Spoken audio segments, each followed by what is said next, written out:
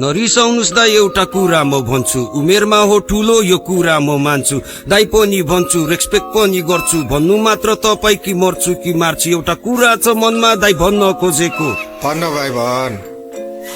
भन्दाको त यस्तो हो गातेर मुजीको लो हेर्न पोको छ कुराहरू मान्दा सोचकै ठुलो छ सानो स्वरले भन्दा तान्दिन्छु आन्द्रा कस्तो हुन्छ तान्दा पाउँछस् मजाले फिल पाउँछ शानदार पारा तातिन्छ कैकै चाहिँ पकरौ जमाएर दुकी सिधा यसलाई मारौ गोरो नै घुसाइदु यो तोरीको चाकमा बोलो बोलो झारे कि सकिन सक्न मेरो छाया काफी छ तँलाई नखेट्न सम्बर्चको बोल्छ यो साइकोको हातमा मार्दिन्छु हातमा शरीर चाहिँ हातमा त यो सलको डङ्गोस रे बन्द गर ढाक्न ढाको डङ्गुजी म ताल परे काट्छु खोलामा फाल्छु टाउको घरमा राख्छु ताइ भन्छस् भने पहिला बेउरा पात ठिक बाहिरलाई हेर्न होइन मुची माया गर्न सिक कुनै बेला भाइ किस्त पनि कसैको त्यो चोटीलाई छोड्दै एकचोटीमा फैको ताइ के भन्नु पर्छ हिरो हुन्छ जो तेरो बाउको भाइ मुची हो भने हो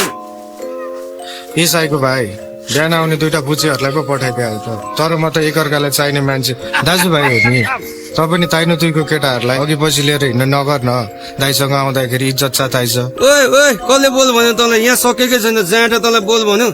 त मुजी चुप लाएर बस यहाँ भिडेन भाइको पालो त भाइ त्यसलाई थपेर डोज थपेर दे त यसलाई पुगेन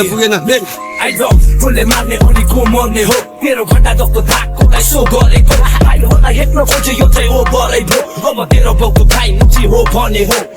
तँलाई हानेर बोल्नु छैन डन म आफ्नो ठाउँमा हिरो छ मसँग त मुची भन त जस्तो धेरै छन् साले बोल्ने गर्छन् तर सुरु होला जन म हुँ भोटेको छोरा जात मेरो तामाङ कुकुरी चाहिँदैन मलाई हात मेरो सामान मैदानमा आइज अनि ढाक हुन्छ कस्तो जित हात कि त आर कि त पार कि त मार कि त हार जस्तो सुकुल गुन्डालाई के छुनु मुची भइगयो सरी छ नि मार्ने मान्छे मै हो धेरै पनि डरहरूको हत्याकाण्ड होला सक्दैनस् मुची जाँचो सुकैलाई बोला दाँत सात झारिदिन्छ 7-8 वटा बढी होइन फेरि सिधै जालास कोमा साइकोले हान्दा पुग्छ त अस्पतालको घाटमा त्यहाँबाट तँलाई सरुवा गरिदिन्छु म मसान घाटमा मेरो दाइ पख तँलाई पार लाउँछु घरमा भातको भुट्ने कुकुरी तेरो घाँटीमा धार लाउँछु हामी छ यो भोटे गान्छाको चाला लगाइदिन्छु तँलाई तेरे आन्द्राको माला बेच ल हेरिम दुईजना भाइको गाली सहन नसक्ने पियोस घर बसेर भाइ हुन्छ एम्बुलेन्स फोन गरेर पुऱ्याइदिए ल हस्पिटल होसायो भने भन्दै भाइहरूको गालीले गर्दा बियोस भएको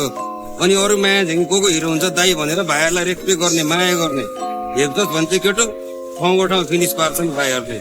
म जस्तो भाइ हुनु पर्यो तर अनि सब हेप्ने दाइहरूलाई एउटा कुरा भन्नु मन छ मलाई न्यु खोज्छु भने म नि न्यु खोज्छु ब्रो दाइसाइको बाल भयो हो भने हो